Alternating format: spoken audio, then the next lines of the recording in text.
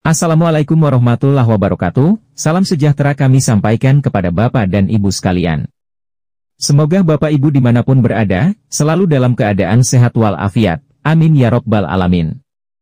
Nah, baik Bapak dan Ibu, untuk lebih lanjut, mari kita simak dan cermati bersama ulasan dalam video berita ini hingga akhir, agar supaya Bapak dan Ibu dapat memperoleh informasi atau berita secara lengkap dan tidak gagal paham.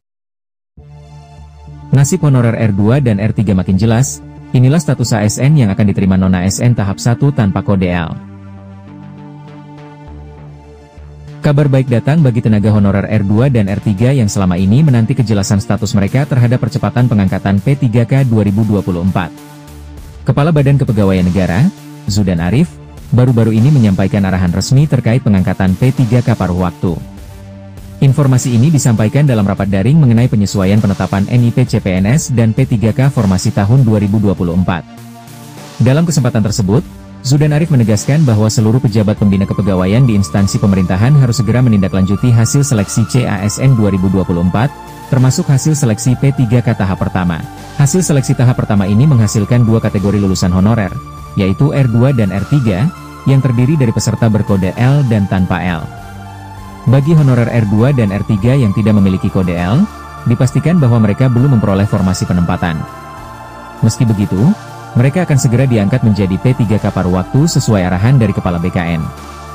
Kebijakan ini menjadi bagian dari langkah pemerintah dalam menyelesaikan penataan tenaga non-ASN secara menyeluruh dan serentak. Dalam pernyataannya, Zudan Arief juga menambahkan bahwa proses penataan ini akan berjalan beriringan antara pengangkatan P3K penuh waktu dan paruh waktu. Hal ini diharapkan dapat menciptakan solusi bersama untuk seluruh tenaga honorer yang telah mengikuti seleksi tetapi belum mendapatkan penempatan. Selain itu, Kepala BKN juga meminta seluruh P3K di setiap instansi mulai mempersiapkan data honorer R2 dan R3 tanpa L dari hasil seleksi tahap pertama. Hal ini menjadi langkah awal pengusulan pengangkatan mereka sebagai P3K paruh waktu. Sedangkan untuk tahap kedua, seleksi dan pengumumannya masih belum dilakukan.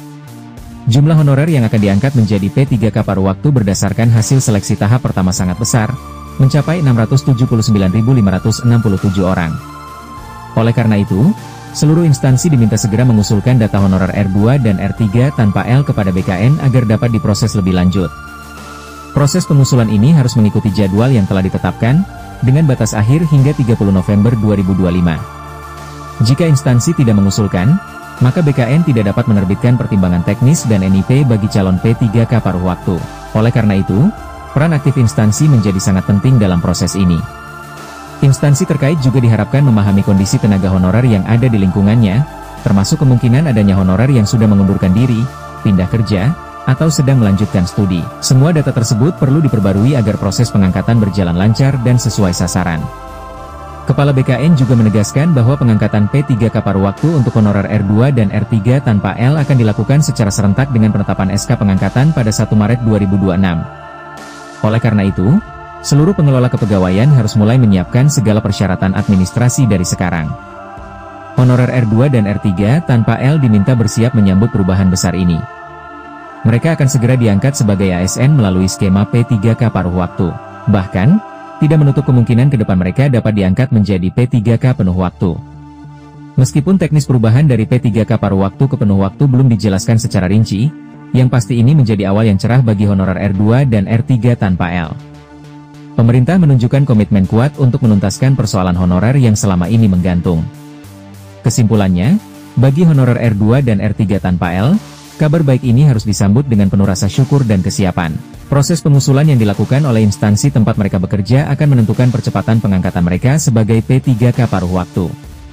Semoga seluruh proses berjalan lancar, dan para honorer yang selama ini menanti kepastian segera memperoleh hak dan status yang layak sebagai abdi negara. Pemerintah menargetkan semua pengangkatan dapat dilakukan serentak, sehingga tidak ada lagi tenaga honorer yang merasa diabaikan. Dengan adanya arahan langsung dari Kepala BKN, nasib honorer R2 dan R3 tanpa L kini semakin jelas. Semua pihak diharapkan dapat bersinergi untuk menyukseskan proses pengangkatan P3K paruh waktu ini. Untuk mengetahui update berita terbaru terkait tenaga honorer, jangan lupa untuk terus ikuti perkembangannya dalam channel ini, dengan cara tekan tombol subscribe. Demikian informasi atau berita singkat yang dapat kami sampaikan, semoga bermanfaat buat Bapak Ibu sekalian. Sampai jumpa.